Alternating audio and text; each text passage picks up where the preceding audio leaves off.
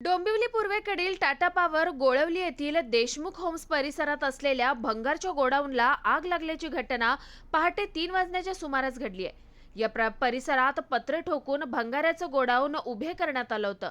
या गोडाऊनमध्ये कपड्याच्या चिंध्या, प्लास्टिकच्या बॉटल, पिशव्या, लाकडी सामान मोठ्या प्रमाणात असल्यानं क्षणार्धात आगीनं रौद्र रूप धारण केलं होतं।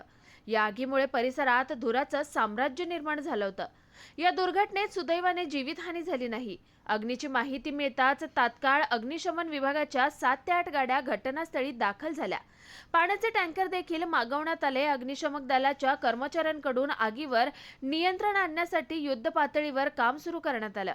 2 तासांच्या अथक प्रयत्नानंतर आगीवर नियंत्रण मिळवण्यात अग्निशमन विभागाला यश मिळालं।